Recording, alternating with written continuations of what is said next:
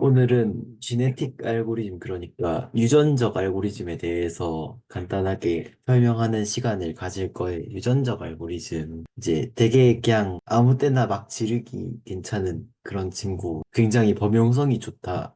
유연하다. 그렇게 말할 수 있겠죠. 이거에 왜 유연하고 그런 성질을 가지는지는 나중에 말해드리겠습니다. 그리고 지네틱 알고리즘은 약간 강화 학습하는 방법 중에 하나예요. 그래가지고 전에 CNN, RNN 그런 친구들처럼 인공지능의 신경망의 구조랑 좀 구조 같은 게 아니라 약간 겐 같은, 설마, 어쨌든 학습하는 방법 중에 하나라고 이해하시면 될 것 같아요. 굉장히 그냥 사전 지식 없이 지르기 좋은, 그냥 어쨌든 굉장히 어렵지 않은 그런 친구입니다. 이게 지네틱이라고 하면 이제 여러분 생명 시간에 배우는 그 지네틱 맞고요. 유전적 알고리즘이라고 부르죠. 그래서 지네틱 알고리즘 해가지고 앞 글자만 따서 GA라고 이번 수업 시간에 부를 텐데, 그래서 GA가 뭔지, 그리고 GA가 어떻게 작동하는지, 그리고 뭐 GA 특징, 뭐 적용 사례 그런 것들을 간단하게 알아보도록 할 거예요. 그래서 지네틱 알고리즘, 이게 도대체 무엇이냐? 뭐 물어보신다면은, 여러분이 자연 상태에서 보실 수 있는 이런 자연 선택을 본따서 만들어 놓은 그런 학습 방법이라고 보시면 됩니다. 자연 선택에서 뭐 여러 키가 작은 기린, 들어봤을 텐데, 키가 작은 기린은 다 죽고, 목이 짧은 기린들은 이제 나뭇잎을 못 먹어 다 죽고, 목이 긴 기린들만 잘 살아남아가지고 기린들이 목이 길쭉해졌다 라는 그런 얘기가 있잖아요. 그것처럼 이제 이런 어떤 특정한 환경에서 그 특정한 환경에 잘 적응한 개체들이 많이 살고, 제대로 적응하지 못한 개체들은 다 죽어가지고, 잘 적응한 개체들끼리만 이제 서로 다시 번식하고 축축축 해가지고 하면은 다음 세대에서 태어난 친구들은 기존 세대들보다 더 이제 적응이 잘 돼 있고, 그 다음 세대는 더 적응이 잘 돼 있고, 그래서 이거를 반복을 하면서 이제 저희가 원하는 만큼 학습을 시키는 그런 방식이라 보면 됩니다. 이게 바로 지네틱 알고리즘의 간단한 설명. 이 친구 다들 한 번쯤은 보셨을 거예요. 이 이상한 일본인 아저씨가 만들어 놓은 그네 타기 시뮬레이션이라는 영상인데, 이 친구들이 그네를 막 타가지고, 그네를 잘 타는 친구들은 살고 잘 못 타는 친구들은 다 죽어가지고, 이거를 반복하면서 친구들한테 그네를 가르쳐 주는 그런 영상입니다. 이런 것도 나중에 유튜브에 검색하면은 나와 있을 거예요. 이 친구들이 하는 짓거리가 되게 웃기거든요. 그래갖고 되게 그거 인공지능을 모르는 사람들도 뭐 신기하다 하면서 보기 때문에, 지네틱 알고리즘이 일반적인 다른 경사강법이나 그런 것보다 훨씬 인지도가 높습니다. 이런 영상들이 나오기가 굉장히 좋거든요. 한 환경에서 매우 많은 친구들이 똑같은 일을 동시에 하고 있는 거를 보면 사람들이 되게 재밌기 때문에, 그런 방식으로 이제 인지도가 굉장히 높아서 발표하거나 할 때 지네틱 알고리즘 작동하는 방식을 좀 보여주는 사람들이 오 하면서 약간 그렇습니다. 그래서 전에 제가 학교에 있을 때도 이 지네틱 알고리즘 가지고 되게 잘 써먹었고, 쉬워가지고 여러분들도 한번 알아봤으면 해서 들고 왔어요. 그래서 지네틱 알고리즘이 어떻게 작동을 하는가 에 대해서는 다음과 같은 방식을 따릅니다. evaluation이라고 해서 그러니까 새로운 제너레이션을 만들어요. 새로운 세대를 만들어서 여기서는 이제 각 개체들마다 다양한 성질을 갖고 있겠죠. 뭐 누구는 이제 이 기린 예시를 들어보면은, 이 친구는 뭐 목이 완전 길고, 이 친구는 뭐 목이 짧고, 그런 굉장히 다양한 성질을 가집니다. 사실 다양한 성질을 가진다는 것만 알고, 무슨 건지는 이게 생성되는 세대가 완전한 랜덤이기 때문에 저희도 모릅니다. 이 안에서 이 친구들이 어떤 식으로 생성될지는 저희도 모르고, 사실상 운에 맡긴 알고리즘이라고 봐도 무방한데, 어찌저찌 잘 작동했기 때문에 내 운만 있으면 하면서 학습을 이어갈 수 있는 그런 특이한 알고리즘이라고 볼 수도 있겠죠. 어쨌든 그래서 무작위로 이제 처음에 개체들을 만들고, 그 다음에 이 친구들을 테스트해서 이제 이 환경에 잘 적응한 친구들을 살리고 나머지는 다 죽입니다. 좀 비인간적으로 들릴 수도 있겠지만 이렇게 해야 돼요. 이렇게 하는 게 방금도 말했지만 자연의 세계는 냉혹하기 때문에 어쩔 수 없습니다. 그래서 이렇게 잘 학습이 된 친구들은 이렇게 살아남아요. 나머지 친구들은 죽고, 그래서 잘 살아남은 친구들을 위주로 이제 크로스오버, 그러니까 요 친구들을 교배시킨다. 교차라고도 부르긴 하는데 교배 그런 거랑 비슷하다고 보시면 됩니다. 두 개체들을 가져와서 그 두 개체들의 유전자를 섞어가지고 두 유전자를 섞어서 이제 새로운 개체를 다음 제너레이션에 사용될 새로운 개체를 만들어내는 과정이 바로 크로스오버고요. 그 다음에 요거만 하면은 재미가 없잖아요. 재미가 없다기보다는 성능이 잘 안 나옵니다. 아예 그냥 처음에 요거만 바탕으로 하기 때문에 요거 크로스오버까지만 해서는 성능이 잘 안 나오는데 뮤테이션이라고 해서 일정 확률로 저희가 돌연변이라고도 많이 부르죠. 실제로도 자연 생태계에서 돌연변이가 종종 일어나는데 그거보다 확률 높지만 어쨌든 번식하면서 가끔씩 이제 돌연변이가 일어나게 됩니다. 각 개체에서. 그래서 뭐 한 유전자 딱 하나 아니면 유전자 이만큼이 통째로 그냥 아예 랜덤 그러니까 기존에 있던 성질과는 완전히 다른 새로운 숫자로 대체가 되어서 그거를 가지고 그걸 통해서 뮤테이션 돌연변이를 구현하게 돼요. 그래서 그 돌연변이까지 구현이 된 이 친구들을 가지고 다시 새로운 제너레이션으로 만들어주고 그 다음 제너레이션을 만들고 그 다음 제너레이션에서도 이 셀렉션, 크로스오버, 뮤테이션, 이벨리에이션 요거를 계속 반복합니다. 그래서 이벨리에이션은 방금 봤던 대로 이제 크로스오버랑 뮤테이션 요 두 가지를 해가지고 이전 세대에서 들고 오는 느낌이에요. 그래서 요거를 만든 다음에 셀렉션을 합니다. 여기서는 저희 제가 들고 온 요 사진에서는 완전 요 커트라인을 기준으로 이제 나머지는 싹 다 죽이고 요 친구들만 남긴다고 하는데 이게 사실 뭔가 우리가 직관적으로 봤을 때는 그냥 얘가 100점짜리고 얘가 얘가 90점짜리고 얘가 91점짜리고 막 그러면은 그냥 제일 높은 점수 높은 두 친구들끼리만 교배해가지고 다음 제너레이션 만드는 게 제일 빠르지 않을까 라고 생각이 드는데 이 유전적 알고리즘의 가장 큰 목표 중에 하나는 바로 이 유전자의 다양성을 유지하는 거거든요. 저희 예전에 막 그런 얘기도 들잖아요. 막 어떤 곳에서 감자를 재배했는데 역병이 돌아가지고 감자가 싹 다 죽어버려서 이제 다 굶어 죽었다. 아니, 약간 그런 것처럼 만약에 이 친구가 여기서 뭐 굶어 죽는 것까지는 아니겠지만 이 친구 적은 개체수로 교배를 계속하게 되면은 결론적으로는 이 많은 친구들의 유전자가 거의 비슷비슷해져가지고 더 이상 탐색을 진행할 수가 없게 되어요. 그래서 최대한 이 유전자 간의 그 유전자들끼리 안 겹치도록 그런 식으로 해주시는 게 학습 효율에 굉장히 많은 도움이 돼요. 그래서 저는 주로 그냥 점수가 높은 친구들이 더 높은 선택 확률을 가지도록 설정해 놓습니다. 사실 이것도 어차피 랜덤하게 선택되는 거라 가지고 이 중에서도 랜덤하게 선택되는 거라서 얼마나 그거 한지는 크게 의미가 없긴 한데 어떻게 되는지는 엄청난 효과를 보여주진 않지만 그래도 이렇게 하는 게 평균적으로 좀 더 좋은 성과를 보이더라고요. 여러분들께서도 알아서 잘 찾아내시면 여러분들만의 방법을 찾아내셔도 좋고요. 저는 여기서 그 친구들 중에서 가장 점수가 잘 나온 친구에게 점수에 비례해서 이제 번식 기회를 갖도록 그런 식으로 설정을 주로 잘 합니다. 그러면은 이 밑에 있는 친구들도 물론 이 친구들은 이번에는 실패를 했지만 어쩌면은 여기서 그러니까 정말 재수가 없어가지고 조금만 더 잘했으면 신기록인데 그런 친구들도 있을 수 있잖아요. 그렇기 때문에 이 친구들에게도 번식 기회를 주는 것이 훨씬 더 성능이 좋게 나오고요. 1, 2등한테는 뭐 다음 전에서도 생존할 수 있도록 한다든지 뭐 그런 특별한 기회를 주기도 합니다. 뭐 이거는 여러분이 하는 거에 따라서 다르겠죠.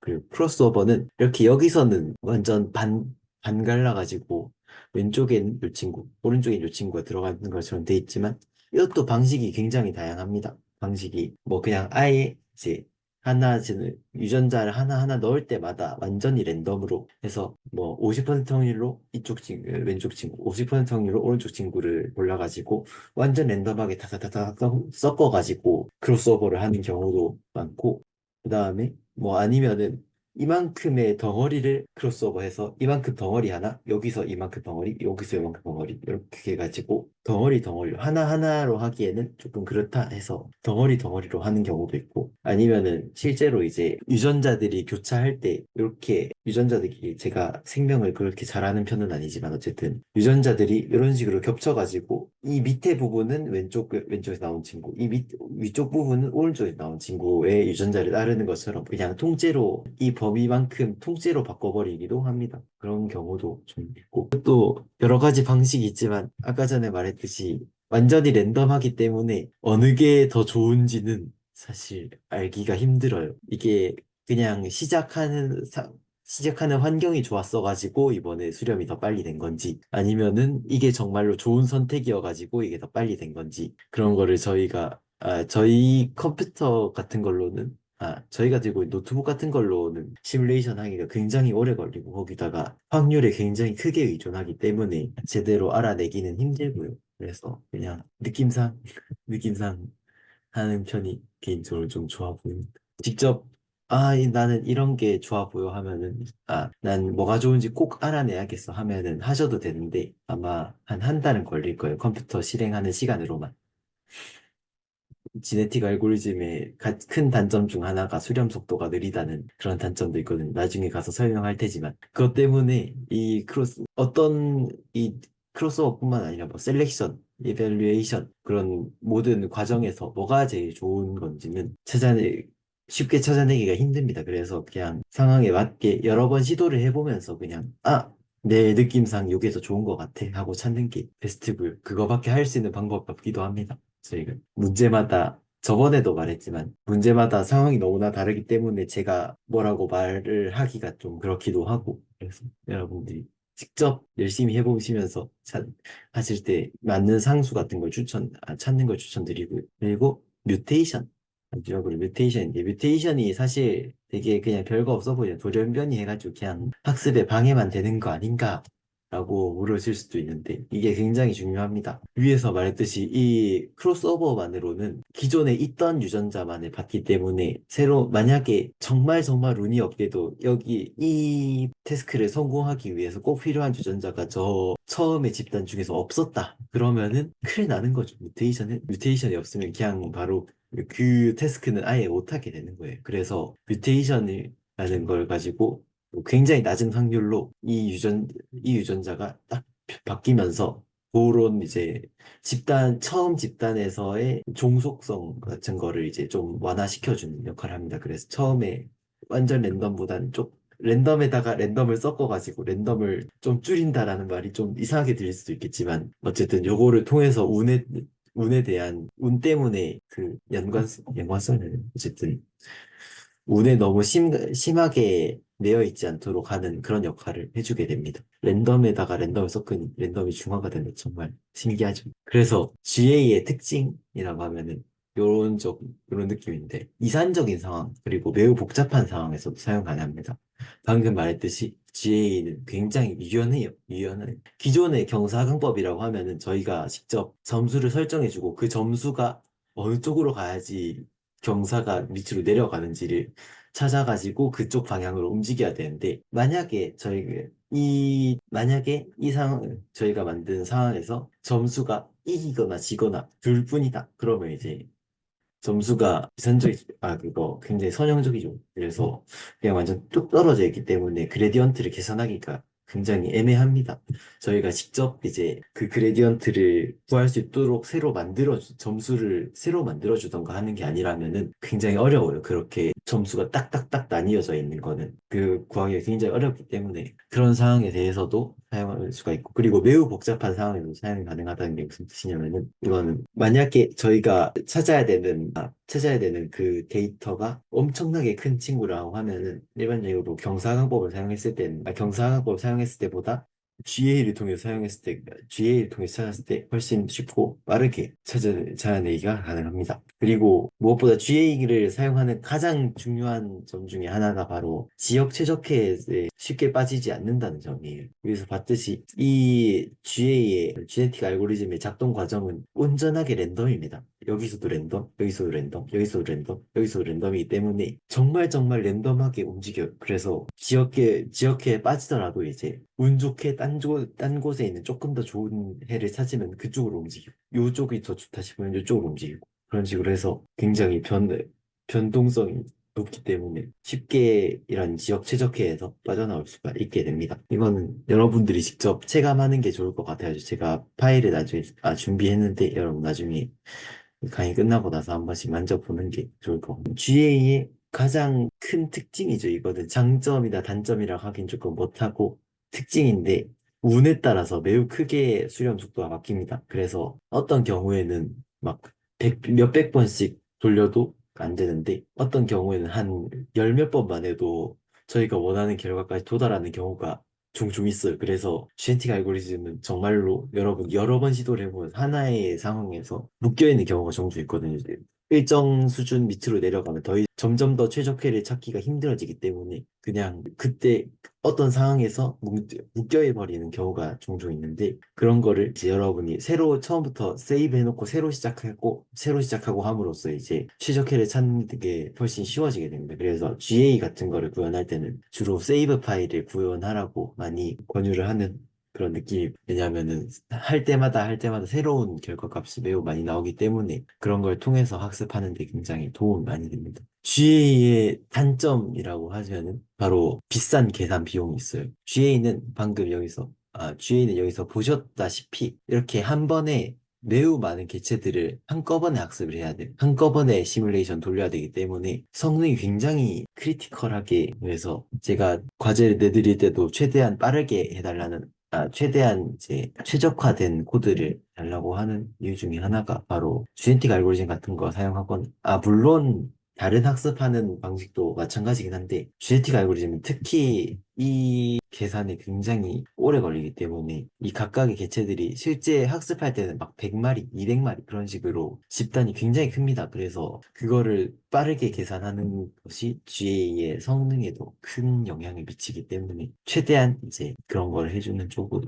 성능을 좋게 해주는 쪽으로 하는 게 좋고요. 그래서 그것 때문에 일단 한 세대마다 100마리, 200마리씩 계산해야 돼가지고 굉장히 비쌉니다. 그러고 그것 때문에 비싸기 때문에 또 계산 속도도 수렴 속도도 기존보다 좀 느려요. 기존에 뭐 경사관법보다 좀 느립니다. 대신 경사관법보다 지역 최적화라는 문제에 좀 덜 하긴 한데 물론 지역 최적화에 안 빠진다는 얘기는 아닙니다. 말했다시피 좀 오래 걸려도 빠져나오긴 하겠지만 안 빠지 종종 이제 빠져가지고 한 몇백 세대 그러니까 몇 시간 동안 거기서 헛수고를 보내는 경우도 많고 그리고 무엇보다 얘가 최적회가 보장이 안 돼요. 최적회라고 하면 이제 모든 상황에서 최선의 결과를 내느냐 근데 그건 아닙니다. 왜냐하면 랜덤한 데다가 바로 옆에 최적회가 있어도 지네틱 알고리즘 그거를 인지하지 못하고 완전하게 전체 맵에서 랜덤으로 돌려버리기 때문에 그거는 찾기가 힘들어요.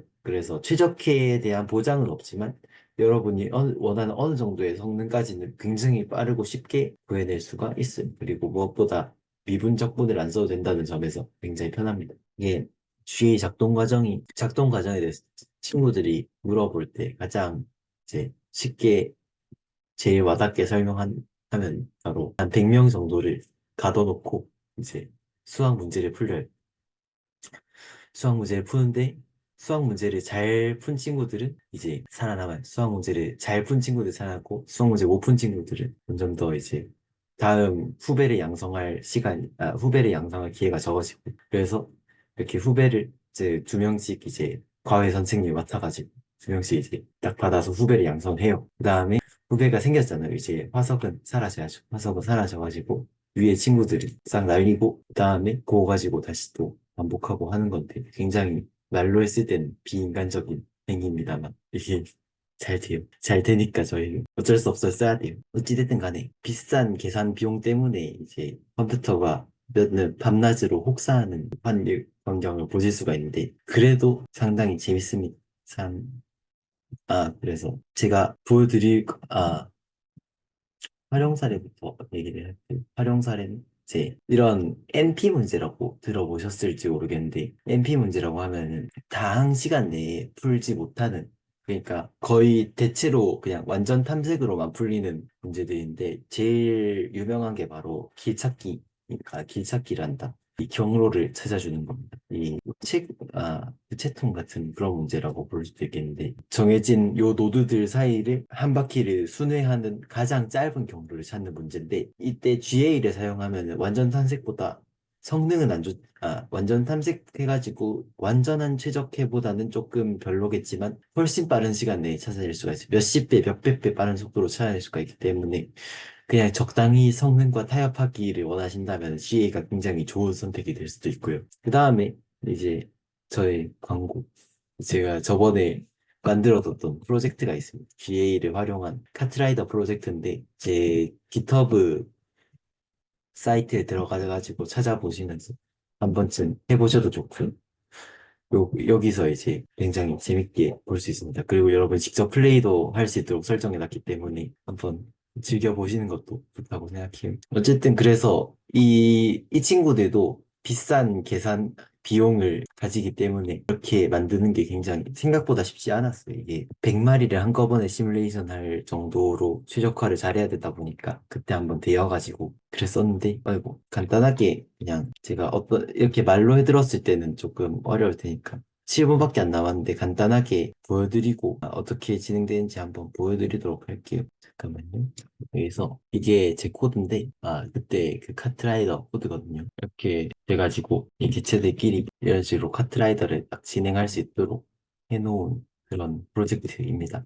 그래서 보시다시피 이 각 개체들이 여기서 이 트랙을 따라서 움직이는데 여기서 가장 잘 적응한 친구들은 이제 다음 세대에도 살아남고 그다음에 이렇게 뒤쪽에서 처진 친구들은 높은 확률로 죽겠죠. 높은 확률로 죽어가지고 이런 식으로 다음 세대는 좀 더 친구들이 더 많이 앞으로 잘 가고 그런 거를 이거를 반복해가지고 이제 최종적으로는 좋은 성과를 내도록 하는 게 바로 지네틱 알고리즘의 핵심 중에 하나, 핵심입니다, 핵심. 그래서 이 친구들이 방금 말했듯이 이 친구들이 서로 유전자를 바꿔가면서 이제 성능이 더 좋은 친구를 찾는 게 목표인데 이 친구들이 다 똑같은 유전자를 갖고 있으면은 학습이 굉장히 곤란해지기 때문에 저는 여기서도 다양성을 유지하려고 여러 가지 노력을 많이 했었고요. 그거는 나중에 코드를 보시면은 이제 약간 알 수가 있어요. 그래서 여기까지 지네틱 알고리즘에 대해서 간단히 설명을 해 보았는데 질문 있을까요? 5분밖에 안 남았는데 질문이 없으면은 오늘 세미나는 여기서 마치고 그 다음에 각자 코드 들고 와가지고 코드가 어떤 내용인지를 각 팀마다 설명하는 그런 시간을 가져보도록 할 거고요. 과제 3 기한은 내일까지니까 다들 파이팅 넘치게 해주시면 될 것 같습니다. 그럼 잠시 있다가 다시 보죠.